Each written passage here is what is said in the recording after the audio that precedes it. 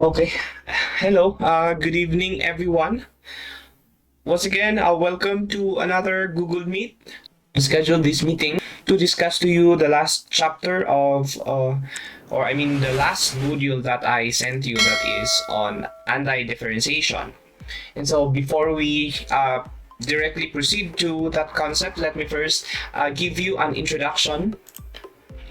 Let us start with what we call inverse operations. Inverse operations, what do we mean by them? Let me explain to you what an inverse operations are using examples. So suppose we have addition. Let us talk about the operation addition muna. So siguro nag-add ako ng dalawang numbers, 10 and 5. And of course, we know that the answer is 15. So from addition, we add two numbers, 10 and 5, the answer is 15. Now, what if our concern is we start working with the answer of our first operation and then we reverse its effect so that we arrive at 10? What operation should we use? So we are going to work now with the answer and one of how we call the two numbers that we addends, diba? What operation should we apply so that we go back to the first number 10? Meaning, we want to reverse the effect of addition. You will think of the operation subtraction. So from 15, the answer of our first operation, we simply subtract the second number and then we arrive at our first number, which is 10. So by working from the answer, we arrived at the given doon sa unang operation na meron tayo. Ang tawag natin sa dalawang operations na ito ay inverse operations because they reverse the effect of each other. So ganun din dito, no? Suppose we have two numbers. If we start, so dito, we started with addition. What if we start with subtraction? So suppose we have 30 minus 15. That is, of course, we know that it is 15. But what if we work with the answer and one of the given here, and we want to arrive at the first number, which is 30? What should we use? We use addition. It will reverse the effect of subtraction so that we arrived at 30. So we may proceed as 15, the answer, plus our operation, plus the second number, 15. And so we will arrive at the number 30. Inverse operations ang tawag natin dyan. Now those operations are very, very basic to us. But there are other operations, pair of operations, which are also considered inverse operation aside from addition and subtraction. Ano yun? Ito yung katatapos lang natin, no? The first operation is differentiation. Meaning, we get the derivative of a function. Given a function, we take its derivative. So halimbawa, natapos natin yung mga rules ng differentiation. So if suppose we have a function, f of x, and suppose the value of the function or the function is expressed as x squared plus x squared na lang para mas simple. Now, what is the answer if we're going to differentiate this one? So we write the notation for differentiation, that is f prime of x.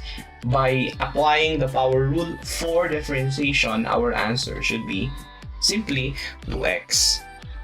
Now, still in the concept of inverse operation, if we are now going to start with the answer, so what we have is the expression 2x, and we want to know, so suppose we do not know this, we haven't shown this one. Suppose we start from the answer, this is the derivative now, we start from the answer and we want to know the function, the original function from which when differentiated gives 2x. Ano yung tawag sa process na yon? Well, of course, nandito na, no? Alam natin na yung function na hinahanap natin na yon ay itong function na ito. Ito yung function na kapag i-differentiate natin, makakapagbigay ng 2x. So we start from the answer, which is 2x. Alam natin na ang function na yon ay, when differentiated, ay x squared. F of x equal to x squared. Ang tawag naman sa process na yon ay anti-differentiation. So that differentiation and anti-differentiation is an example of pairs of operation that reverses the effect of each other. They are also considered inverse operations, just like addition and subtraction. So dito, ang ginagawa natin under the process of differentiation is we are given a function. Our job is to take its derivative. In the rules, in the properties of differentiation, we are done with it with the previous modules I sent you. Under anti-differentiation naman, we are actually given a derivative. Parang yun yung ginagamit natin to easily understand the concept. We are given a derivative, for example, 2x, and what we want is to anti-differentiate. Meaning, is to arrive at a function from which kapag dinifferentiate mo yon ay ibibigay niya yung 2x. That is what we mean by anti-differentiation. At ano yung symbol na ginagamit natin para alam natin na yun yung ginagawa natin? Because for differentiation, we have a notation, we have a symbol. Pag nakita natin na nalagyan ng prime yan, f prime of x tapos question mark, ibig sabihin, ang pinapasagot ay derivative. So we're going to conduct differentiation. Marami pa tayong notation, hindi lang ito. Merong dy dx, ano pa, pag naka-express as y equal to x squared yan, y prime. Those are notations for differentiation. Pag nakita natin agad-agad yon, alam na natin yung gagawin natin. But what about for anti-differentiation? Ano yung, kumbaga, clue natin para pagkakita natin, yun yung tinatanong na tumitingin tayo ng function from which when differentiated gives 2x. Ito na yung tinatawag natin na integral sign. Meron tayong bagong term, integral sign. Kasi meron tayong process na integration. But integration is just another terminology for the word anti-differentiation. So ang anti-differentiation just the same as integration. So pag nakita natin itong integral sign, ang ibig sabihin nun, ang 2x, from 2x, we will treat that as a derivative of some function. Yung some function na yun yung question. Let me erase this one. And let us work specific muna tayo. So, the derivative that we are working from is 2x, di ba? 2x. So, hinahanap natin yung function na kapag dinifferentiate, 2x yung sagot. Well, dahil ginawa natin ito before ito, alam natin na one antiderivative. Ang isang antiderivative dyan na possible ay x squared. Ito, kitang-kita natin na kapag dinifferentiate natin yung x squared, ang sagot ay si 2x. Therefore, x squared is an antiderivative of 2x. Pero kapag nasa differentiation tayo, 2x is the derivative of x squared. So baliktad. 2x is the derivative of x squared. Given si function x squared, na-compute si 2x na sa process of differentiation. Pero dito, binigay ang 2x and we want to identify that mother function, the antiderivative, x squared. The twist here is, kung sa differentiation, if we are asked to differentiate a function, malamang sa malamang, isa lang ang possible na sagot. Isa lang ang pwedeng maging derivative niyan. Pero pag nasa anti-differentiation tayo, we are given a function, a derivative. We want to anti-differentiate. hindi lang iisa yung pwedeng, yung possible na maging sagot niyan. So, alam natin na x squared ay isa sa mga function na kapag differentiate natin ay 2x yung sagot. Pero hindi lang yun. Bakit? Bakit yun? Tuloy natin dito. What are other functions na pwedeng i-consider na antiderivative kung hindi lang x squared? Actually, marami, no? X squared plus 1, for example. Kapag differentiate natin kasi ito, so hindi na siya x squared plus 1 na siya, mayroon na siyang plus 1 na kasama.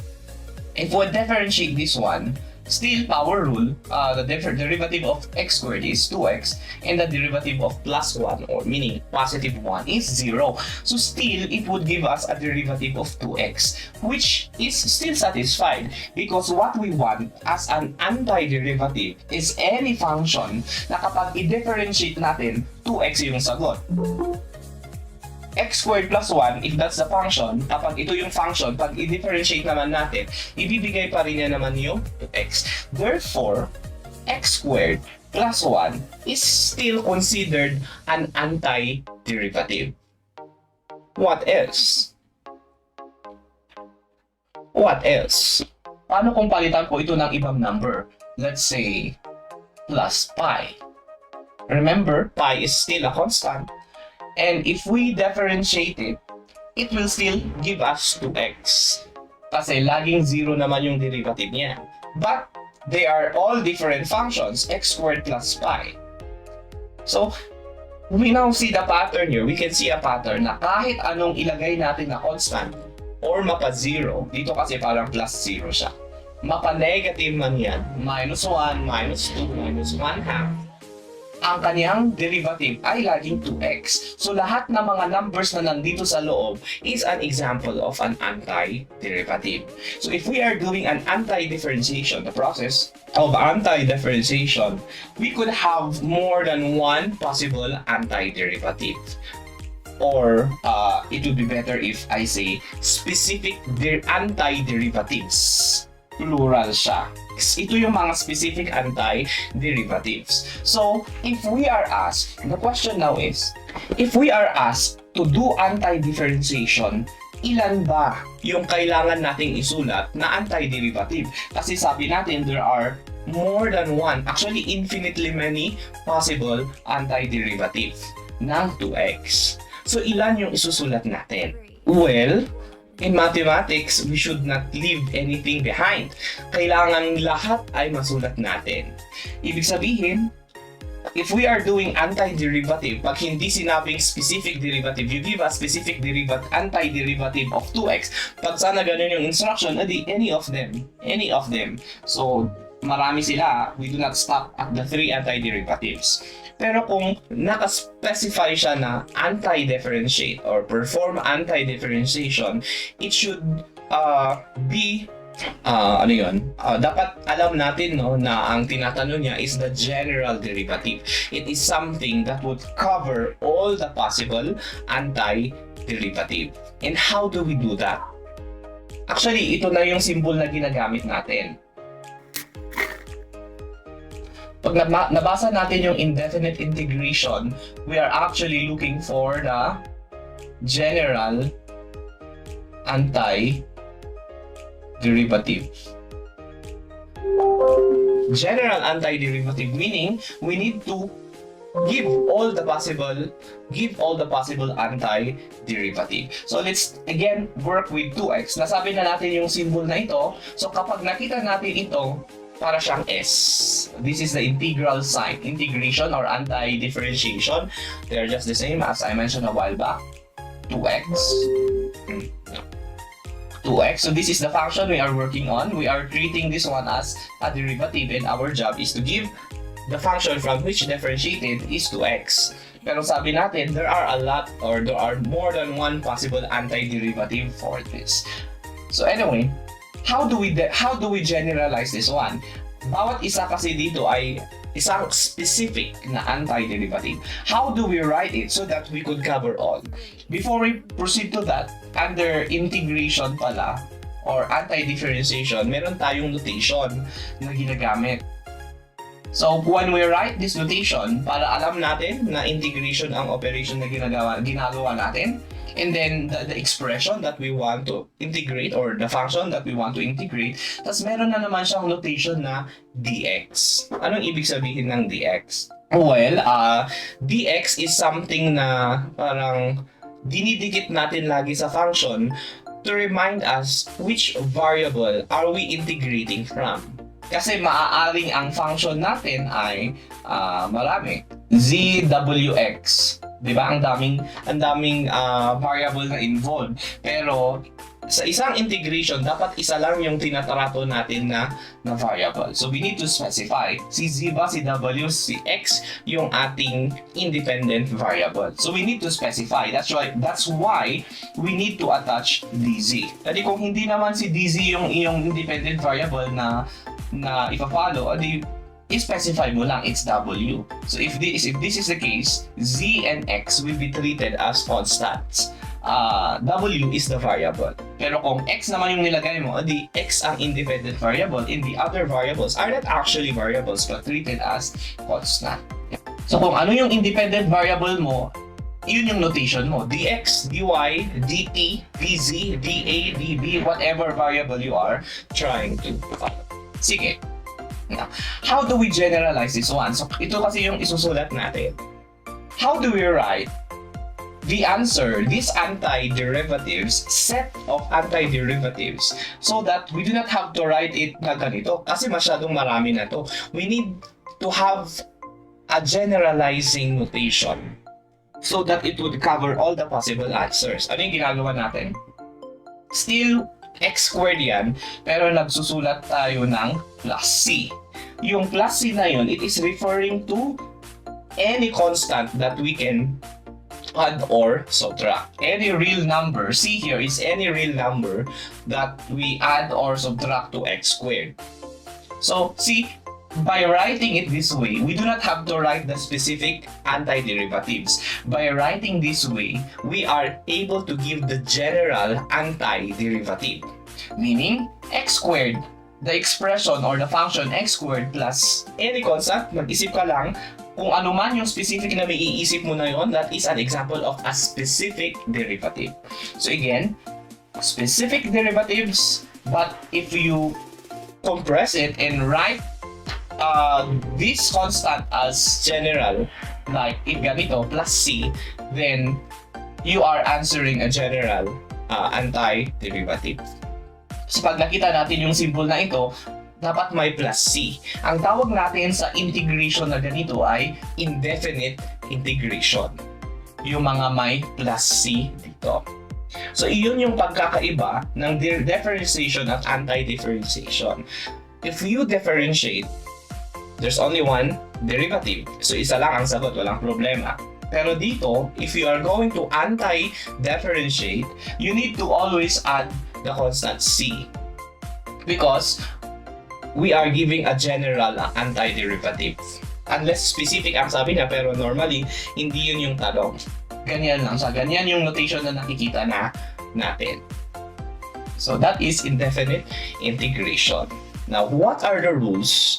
Ngayon, what are the rules to do indefinite integration? Yun yung nakalagay sa module natin, no?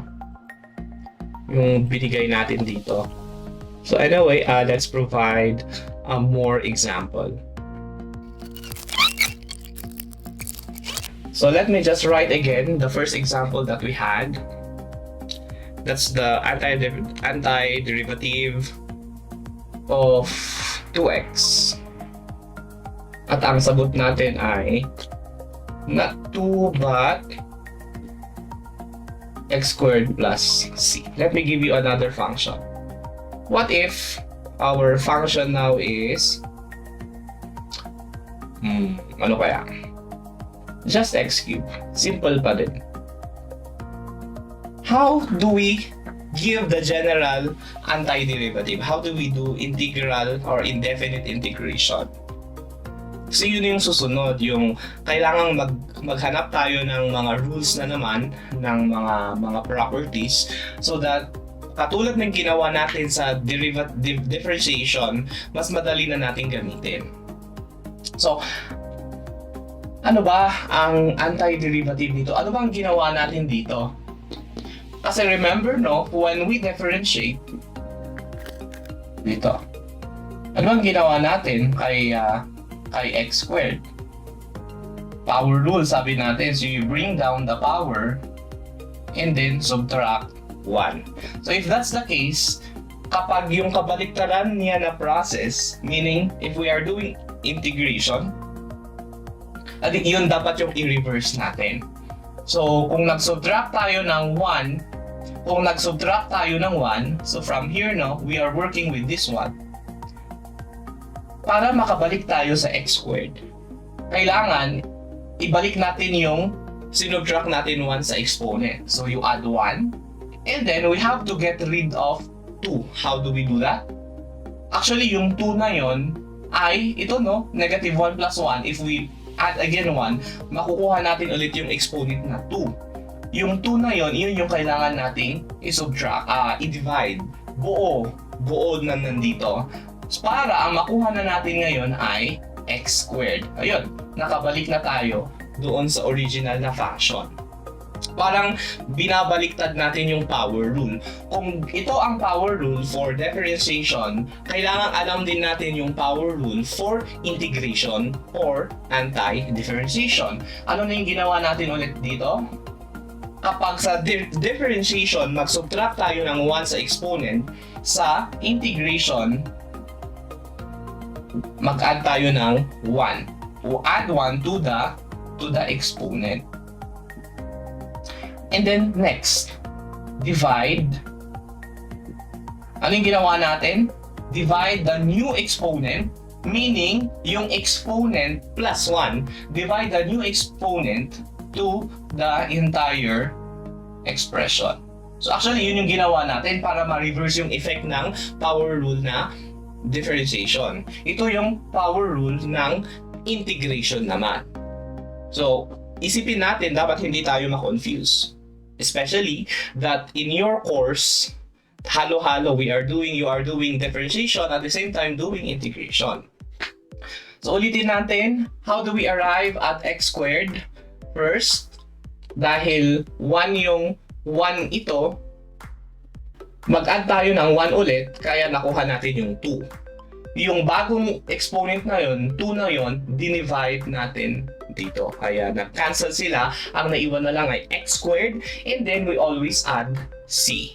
Plus c tayo lagi kapag ang pino-perform natin ay indefinite integration. How do we know again that we are performing indefinite integration? Because of this symbol.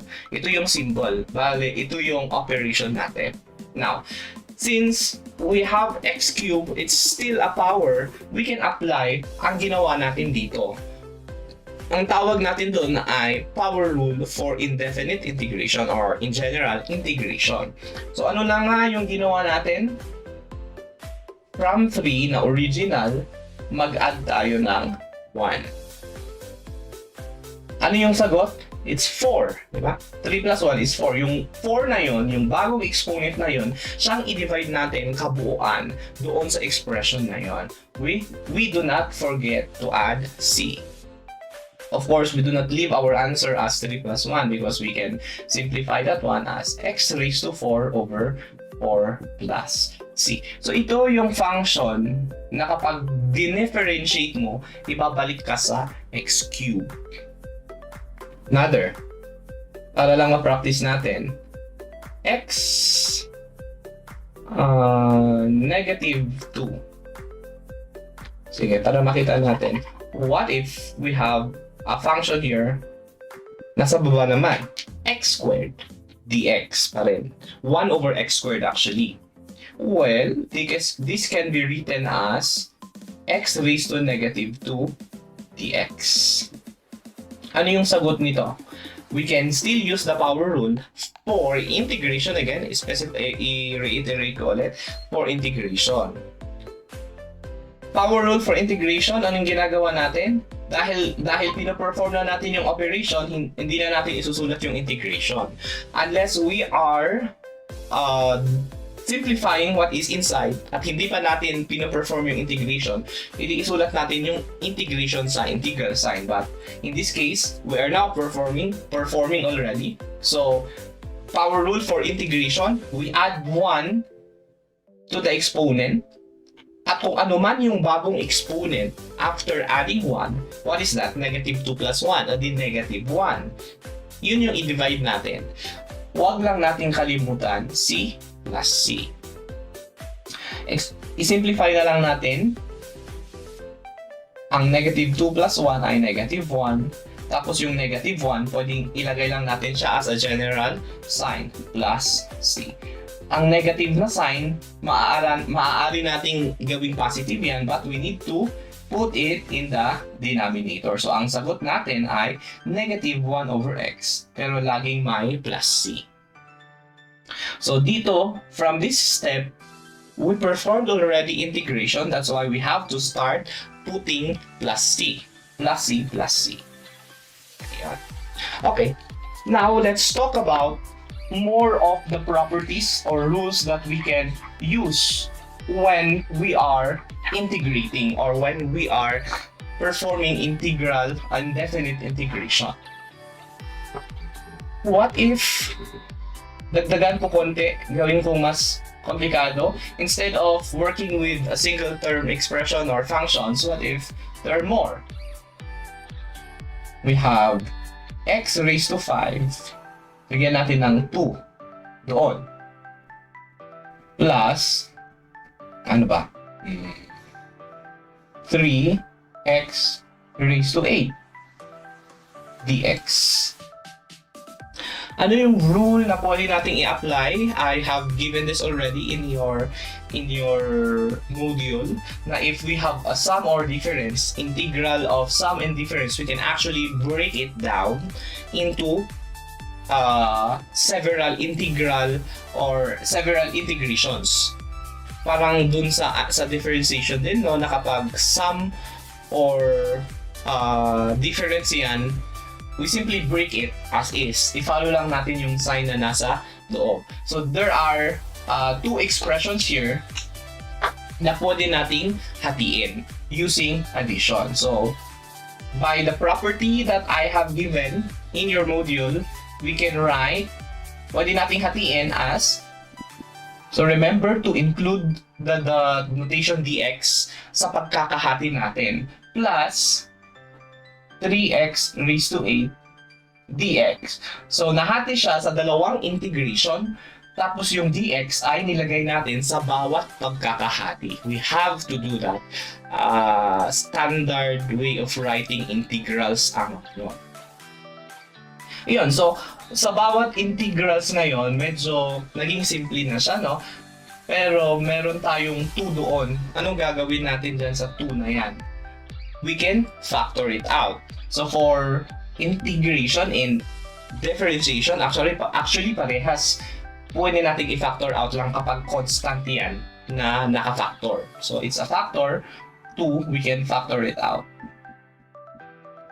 Ganon din dito, 3 integral of x dx. By the way, kindly practice writing your integral sign. Hindi siya S, hindi siya S. Yan. Okay, we can now proceed. Dito, so wala pa akong sinusulat na plus C kasi wala pa namang nangyari na integration. I just separated them as 2 integrals, but we haven't performed any integration yet. Dito pa lang tayo mag-i-integrate. So x squared using power rule, but again, uulit-ulitin ko ito, power rule for integration kasi iba ang power rule for differentiation. How do we do power rule for integration? The first step is to add 1 to the exponent and the new exponent after adding 1, meaning that's 3. The new exponent is 3. Siyang i-divide natin sa kabuuang expression, yung nasa integrand. So by the way, the term that we use to refer to whatever is inside after the integral sign is the integrand.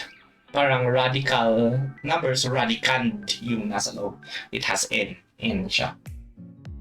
Plus 3, ganun din dito, power rule.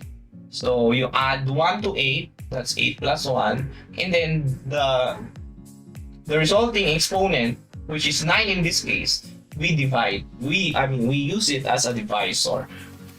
Plus C. Bakit ulit? Kasi natapos na. In this stage, in this line, in this level, I have performed already integration. So our job now, our remaining job is to simplify. So how do we simplify this one? 2/3 lang yun, no? 2 over 3, hindi na natin masimplify yun. 2/3 x, 2 plus 1 is cube, plus ang 3 over 9, masimplify natin yan as 1/3.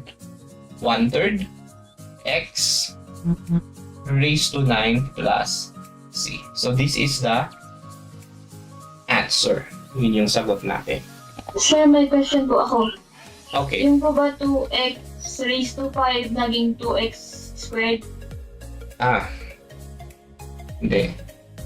Mali na nakita ko. Palitan natin. So ano dapat ang sagot? 5, tama. Bakit 2? So if we add 1, magiging 5 plus 1 ang... Hindi, wala pa. Hindi pa dito. Dito. 5 plus 1, dapat 6 yan. So i-divide natin ito. Ito pwede nating masimplify, no? 2 over 6. Makancel yung 2 dyan, kaya 3 na lang yung nandyan. So, ano yung sagot? 1/3 pa rin, no? 1/3 x raised to 6. Dahil ganyan na yung sagot, we can rewrite our answer. You can stop here or pwede natin i-factor out yung 1/3. Kasi common. So, x raised to 6 plus x raised to 9 plus c. But we can stop here. May tanong pa ba? Actually, natapos natin yung properties na nasa page 5. Na-apply na natin. Ito. So, I'm going to show you something that is always done by my students. My previous students. Kahit ilang beses ko sabihin, ay ginagawa pa rin nila. How do we answer questions like biglang, let's work with trigonometric functions, no? X squared, cosine x, dx. Kanina, ang present natin ay sum and difference. We break it to several integrals and we can do that because we can. That is applicable, integral properties yun. Pero kapag product yung pinag-uusapan, hindi pwede. Hindi natin pwedeng sabihin na this is equal to integral of the first factor, which is x squared, times integral of the second factor, which is cosine x dx. This is wrong. Although it's not covered in this module, but we have a technique to properly or to appropriately integrate a product. Remember sa differentiation, di ba? Yung derivative ng product ay hindi derivative ng first times derivative of the second. Hindi ganun kadali. Ganun din dito. Remember that the derivative of a product is first factor times derivative of the second. Mag-a-add ka pa plus second factor times derivative of the first. Ganon yung formula natin sa product. Sa integration, ganon din. That's why you have to be cautious na kapag nakakita kayo ng product na nasa loob ng integral sign na yan, hindi natin ito ina-apply kasi mali ito.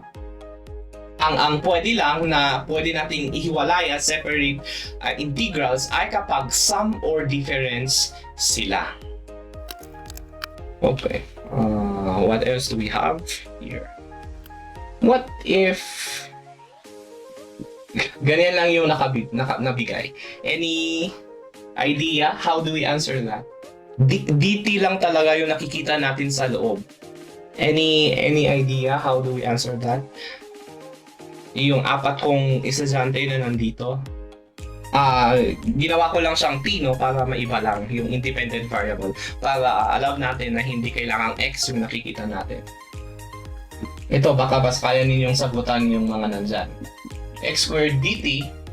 Nasagot na natin ito, no? Na by power rule, this is x cubed over 3 plus c. You add 1 to the exponent, that new exponent, you divide.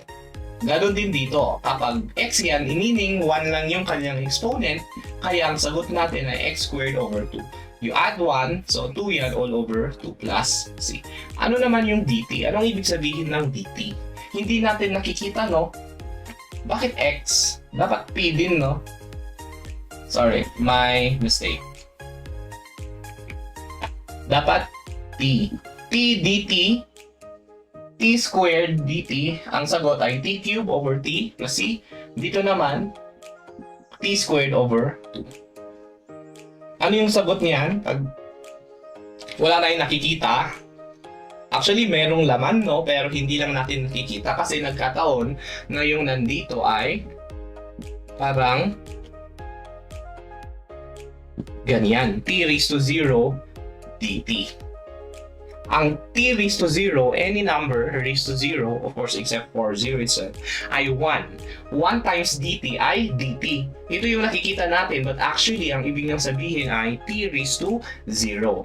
So to integrate this one using the power rule, the same rule applies. You add 1 to the exponent, and then the new exponent, you make it as a denominator, plus c.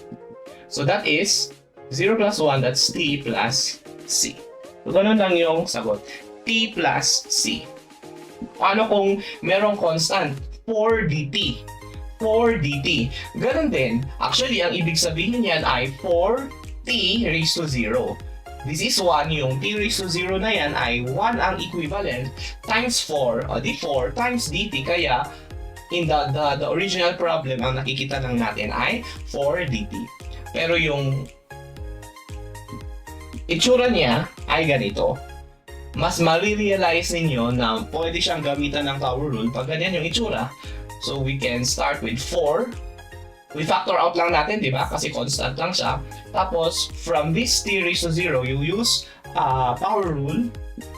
So you add 1 to 0, that's 1, and then over 1 plus c. Ang sagot ay 4t plus c. So magkaparehas lang, almost similar yung dalawang problems na ito. I mean, ito at saka yan, except for the factor 4. Kaya yung sagot niya ay, ang diferensya din lang nila ay yung 4. 4t plus c dito ay t plus c lamang. Ngayon, so those are the basic rules of integration or anti-differentiation. Now, let us proceed to the next. Gamitin ko ulit, lagi kong ginagamit, no, yung ganyan, yung x squared dx. Ang sagot niyan ay x cubed over 3 plus c. By way of our previous lecture, no, yung kanina lang. So power rule, a very simple concept. But what if in my integrand, hindi lang siya ganon kadali? Ang andyan ay x plus 1. Actually, palitan ko na lang yung mas mataas. 5.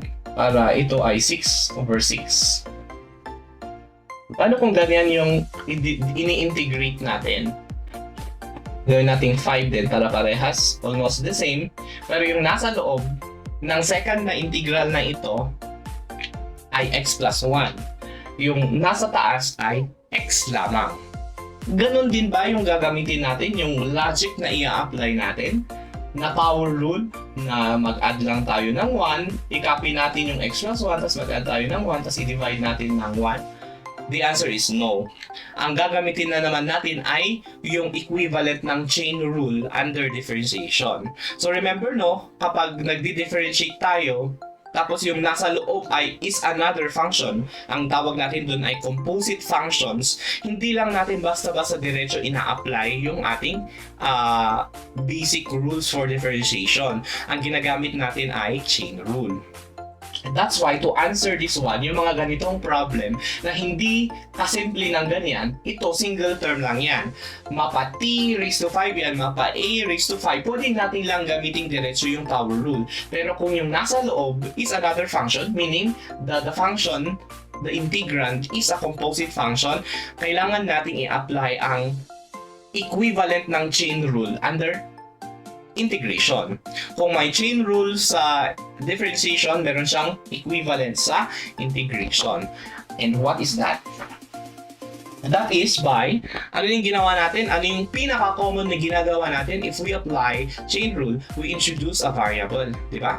Kasi when you introduce a variable, magko-compress yung function na yon. So instead of pagkahaba-habang polynomial, if you let u equal to that polynomial, adi u na lang yung variable mo.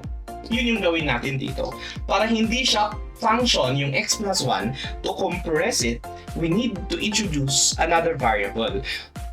Walang mali kapag gumamit tayo ng ibang variable, but by convention, again, we always use u, the variable u. So u, no, we let u, syempre, i-let natin yun as x plus 1. So if we do that, ang integral natin ay magiging u raised to 5. Kasi nga, we let u equal to x plus 1. Our next problem is itong dx.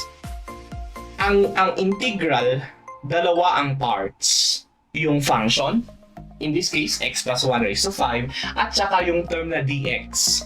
dx kasi x yung ating independent variable. But for some other cases, pwedeng dz, dt, ganyan. Hindi natin pwedeng basta kopyahin na ganyan. Nag-introduce tayo ng variable, so u raised to 5, based from this original function. Pero ang dx natin ay nanatiling dx, hindi pwede. Kapag palitan natin yan ng u, lahat ng parts dapat ay mapalitan din. So anong gagawin natin? Basta-basta bang gawin din natin siyang du? Just to be consistent with our variable u? Yun na yung hindi pwede. Yung u, kukunin natin yan, but the value for du na siyang papalit kay dx must be coming from whatever we introduce. So hindi lang siya automatic na du agad-agad. Saan natin kukunin yon? Doon sa derivative ng u. So nag-i-integrate tayo, di ba? Pero parang merong portion, merong step na nag-involve ng differentiation or derivative. We are computing an integration, or we are doing anti-differentiation, but along the way, we apply the concept of differentiation. Yan. So anyway, ang goal natin is to look for the value of du. We differentiate u. So du, the derivative of u, is the derivative of whatever is inside x plus 1. Ang derivative ng x ay 1, di ba? Tapos ang derivative ng 1 ay 0.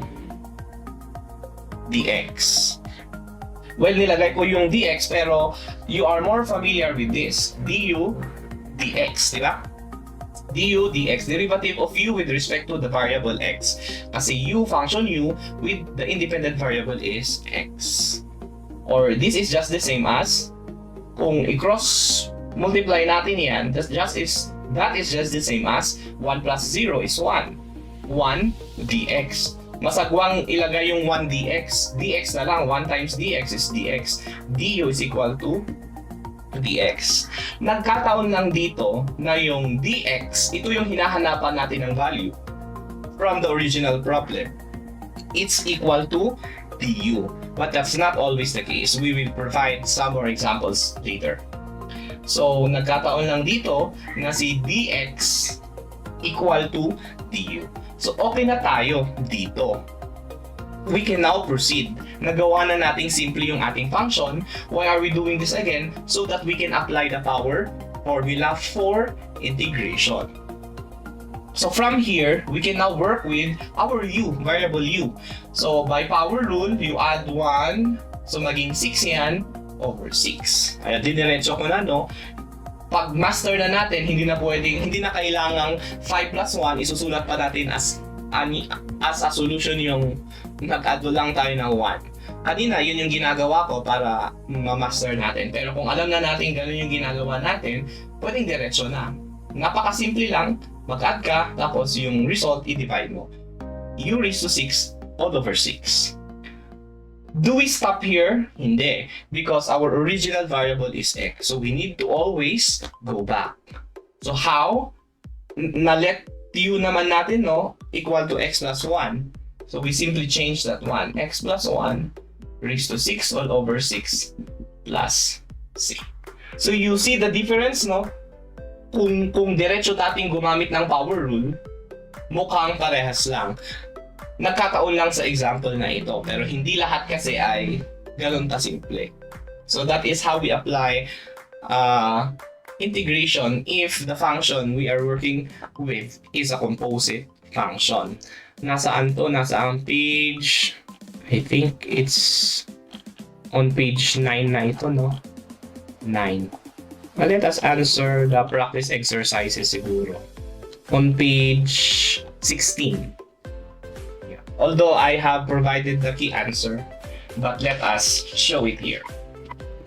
If there are problems, technical problems, you just tell me. Pag hindi ako narinig, hindi nakikita, natatakpan mo. Sige, let's answer the first. 7x squared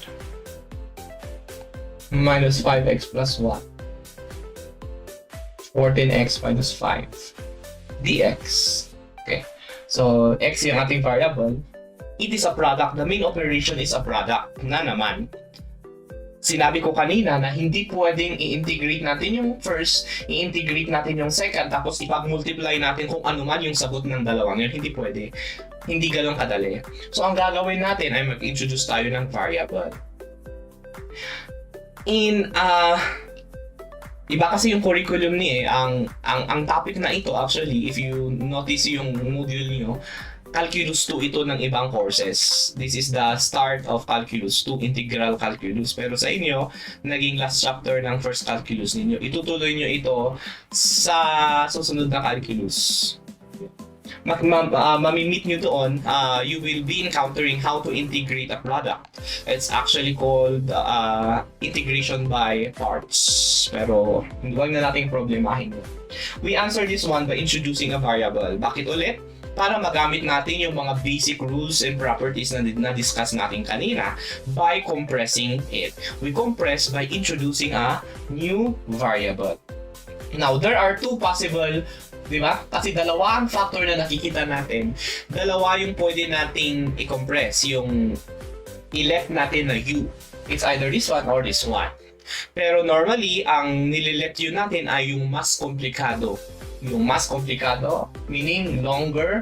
So ito, no? Kasi quadratic ito linear lang yan. So we let u na ito, 7x squared minus 5x plus 1. Well, sometimes nagkakamali tayo, mali yung ililet u natin.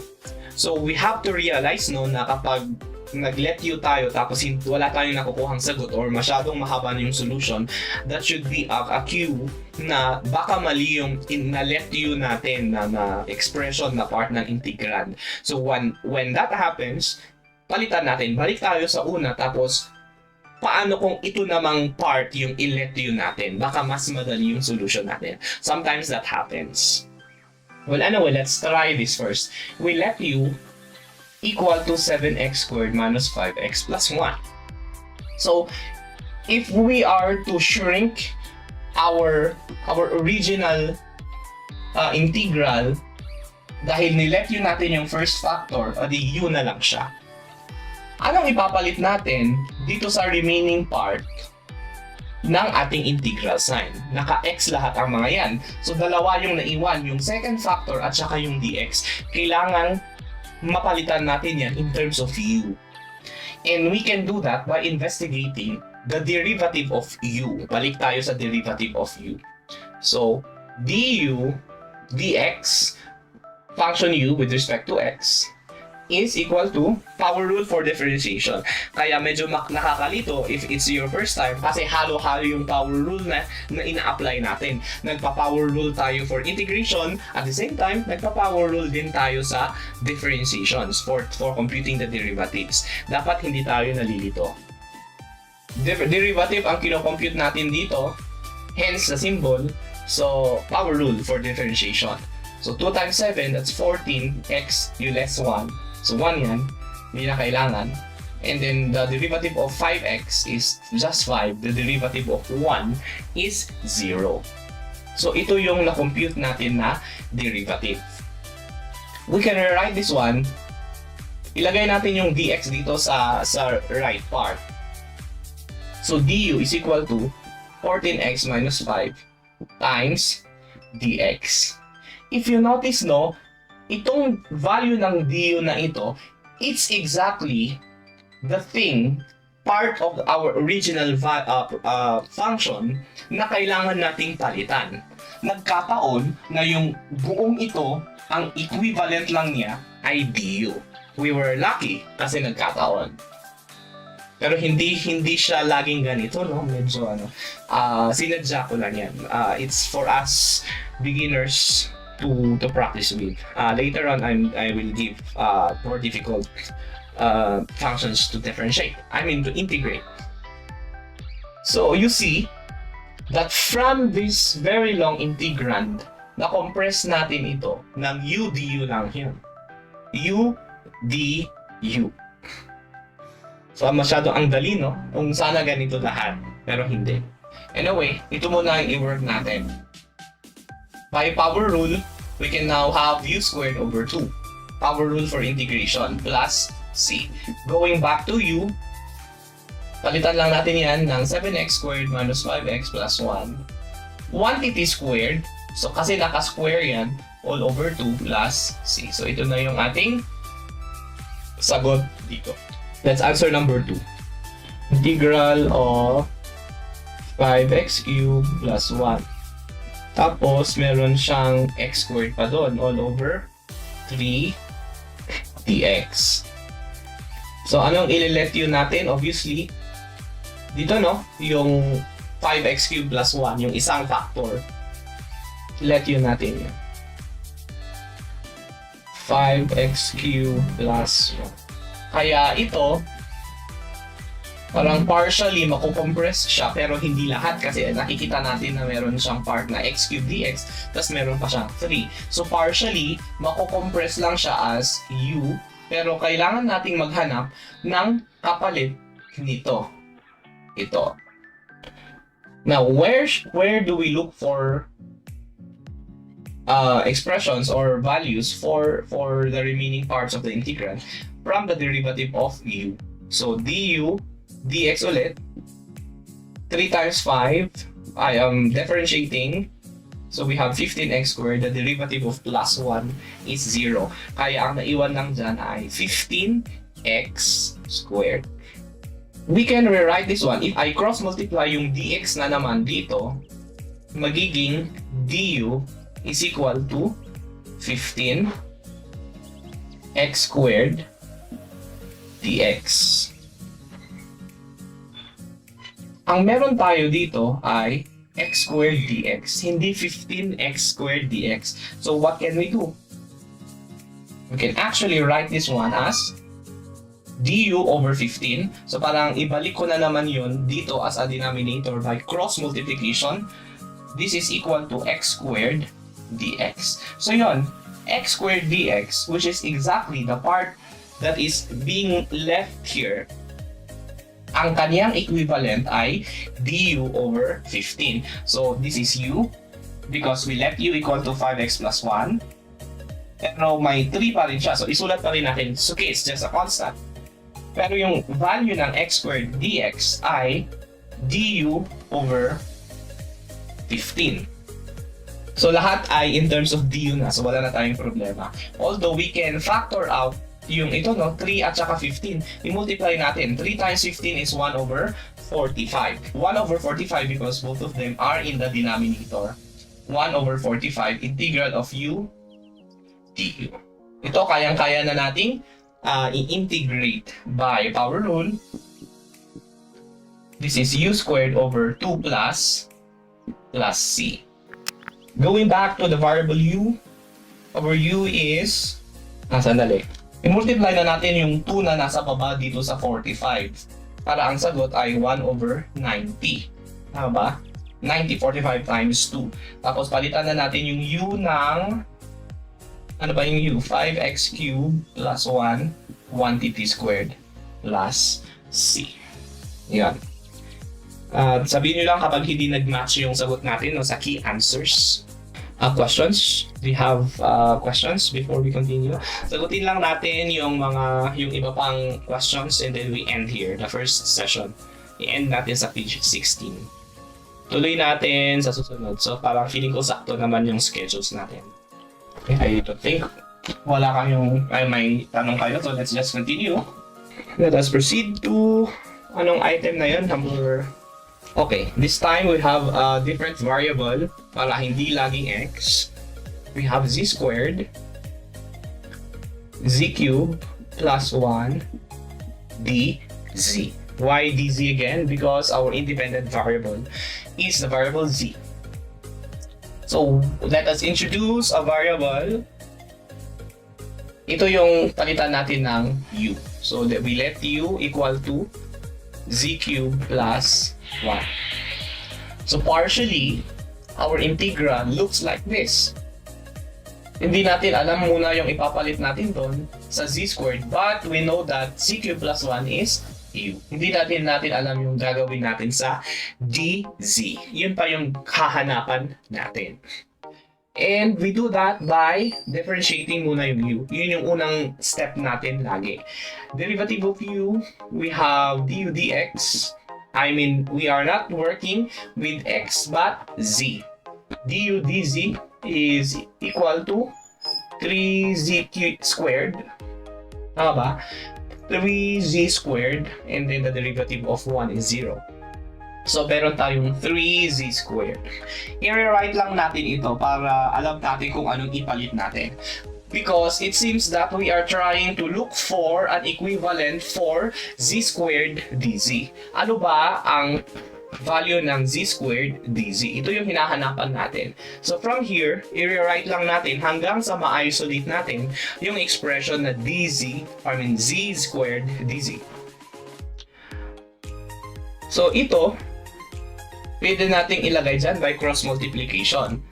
Also, itong 3, pwede nating ilagay dito by the same logic, cross multiplication. So we have du over 3 equals z squared dz. So ayun, na-isolate na natin yung value ng z squared dz, which is what we need, z squared dz. So ang magiging integral na natin ngayon ay u times kung ano man yung value ng z squared dz, which is du over 3. Ang du over 3, that is just the same as 1/3, no? Kaya pwede natin i-factor out agad-agad yung 1 over 3 na yun. Para yung nandito sa loob ay u du na lang. Puro u du na lang yung last no na part. Ayan, sinadya ko yun para masimple lang. 1/3 by power rule, u squared over 2 plus c. Going back to the variable u, but before we do that, we can actually multiply ang 3 at saka 2 na ito as 1 over 6. U z cubed plus 1 quantity squared plus c. So this is our final answer. Number 4, integral of y dy tapos radical sa baba. Erase ko na lang, feeling ko mahaba to. We are now in number 4, page 16. Integral of y dy over square root of 4 minus y squared. Okay. Ano yung ililet yun natin dito? Is it the entire square root of 4 minus y squared or yung nasa loob lang na 4 minus y squared? Kapag i-let yun natin ito, no, square root of something na yan, parang composite functions na yun. So dapat ang i-let you muna natin, unahin natin ay yung hindi composite function, meaning as simple as a linear expression. So we let u is equal to not square root of 4 minus y squared, but 4 minus y squared. So we can now imagine na yung denominator na part natin ay mako-compress yan as square root of u. Because we let u equal to 4 minus y squared. Now, our problem is to look for a substitute for y dy. By substitute, we mean a substitute that is in terms of the variable u. And we can derive a value for that, for y dy, by investigating the derivative of u. What is that? What's the derivative of u? Derivative of u with respect to y. So du dy, well, 4 is just a constant, the derivative is 0. And then by power rule, for differentiation, the derivative of y squared is 2y. So how should we write this one? Du is equal to, tanggalin ko lang yung 0, sulat ko lang diretso as minus 2y. Tapos ito, pwede ko ulit siyang ilagay sa taas by cross multiplication. So, dy. Well, we are trying to look for a value for y dy, hindi negative 2y dy. So mukhang ito, sobra siya ng negative 2. So anong gagawin ulit natin para ma-isolate yung y dy sa right side? At i-divide natin siya ng negative 2 yung buo. Or pwede nating i-cross multiply, malagay natin sa denominator ni du. So we have du, actually negative kasi negative 2, no? Negative du over 2. This is y dy. Nakahanap na tayo ng value for y dy. So, balik tayo sa substitution process. This should be negative du over 2. Okay.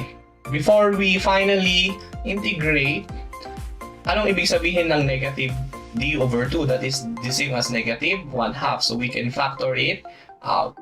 Du over square root of u. Ano na yung ibig sabihin ng square root of u?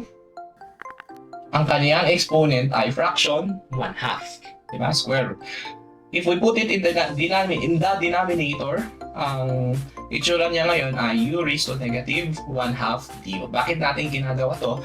For you to clearly visualize na we can use the power rule, because actually, this is a power. Kailangan lang natin i-rewrite hanggang sa magmukha siyang power. By power rule, for integration, our answer should be u negative 1/2, di ba? Plus 1 yan. Tapos, kung ano man yung sagot, ano ba ang negative 1/2 plus 1? Positive 1/2. Yun yung i-divide natin dyan, plus c. We are almost done. We have to simplify this one. How do we simplify this one? Yung constant negative 1/2 divided by 1/2.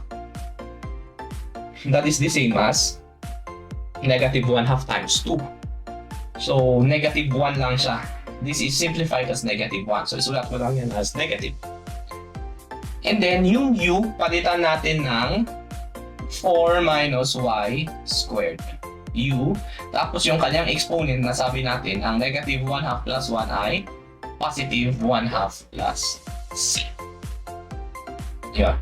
Or, we can rewrite this as negative square root of 4 minus y squared plus c. So, pwedeng ito yung sagot or yung naka-radical form. Any of them. Okay, let's now have the last one. So, hopefully with this lecture, you can answer the first part of your, kasi nagbigay ako yata ng 16. You will be able to answer the first 6 questions. Number 5, integral of 1 plus 1 over x plus 1. Ako, komplikado na to. Dx. Anong gagawin natin dito? Mag-let you kaya tayo or we simplify? I think we can simplify this one first, no? Masyadong komplikado. So if we do that, i-try natin. Pag hindi pwede, di bumalik tayo at apply tayo ng iba pang approach or strategy. Yung numerator na yan, we can rewrite that as 1 plus, hindi. Kasi kinuha ko yung LCD, no? I am trying to combine the first and the second one here in the numerator lang. Kaya, meron tayong denominator LCD na x plus 1. So, x plus 1 plus 1. Tapos, i-copy lang natin yung denominator. This is simplified as x plus 2 over x plus 1. Tapos, x plus 1 quantity squared. May dx dapat lahat dyan. Tapos, parang hindi, no? Magiging x cube. X plus 2 over x plus 1 cube. Kasi square yan, tapos may 1 dyan, magiging x cubed talaga yan. So, hindi. This is not... let's proceed by directly substituting. So, we let u equal to x plus 1. So, du ay... ano ang du natin? Ang derivative ng x ay 1. Kaya 1 times dx. Parang ginawa natin sa first example. So, du is dx. So, now we can write this one as 1. 1 lang naman yan, kaya wala tayong pwedeng i-substitute in terms of u. Plus 1 over u squared. So, ito siguro yung i-simplify natin. How? Du is dx, kaya magiging du lang yan. 1 plus 1 over u is the same as u plus 1, diba?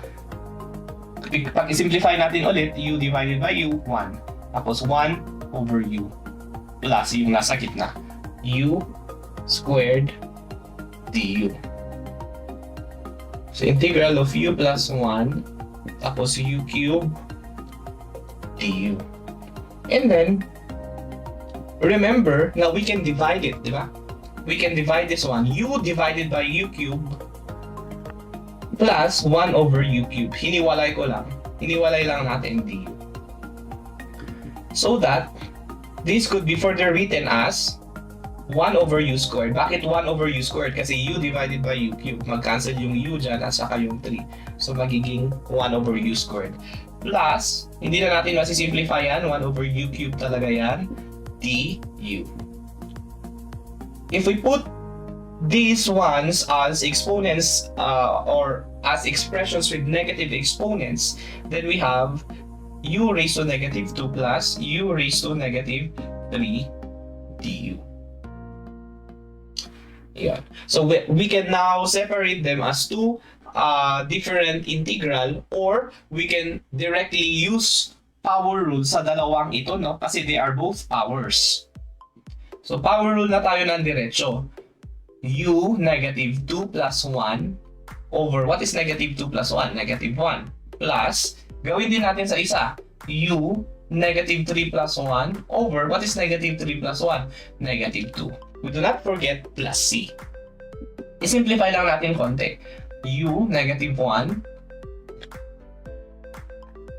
So yung negative na ito, pwedeng ilagay na natin sa harap. Negative, u negative 1. Yan lang siya. Tapos yung negative na naman na nandito, ipalitan natin doon. Minus u negative 2 over 2. This is the same as negative 1 over u. So kung ibaba ko, maging positive 1 siya or wala. I mean, isulat lang natin as like this. We do not have to write raised to 1, positive 1. Minus, ganun din, pag ibaba ko yung u raised to negative 2, magiging 1 over, may 2 na dyan, 2u squared. So ito na yung this is almost our answer, but we need to go back to variable x, which is, ano na yung u natin? X plus 1 minus 1 over 2, x plus 1, quantity squared plus c. Okay, do you have any question? Do you have a problem that you want us to solve? Pwede naman. Wala ba? Sige. You have to try to answer yung first part, basta yung first 6 questions. It should be covered by this lecture. And then, i-lecture din natin yung mga susunod. Yung mga logarithmic something. Logarithmic functions. How do we integrate? Although, I think dahil na-presenta natin yung concept, mas madali nyo nang maiintindihan yun kahit kayo na yung magbasa nun. Kasi ganun din, the derivative of sine is cosine. So what is the integral of cosine? O di sine, kasi kabaliktaran lang dapat. So anyway, we will have another lecture on that because we spent more than an hour lecturing. So let me end, kapag wala na kayong tanong, let me end the lecture here.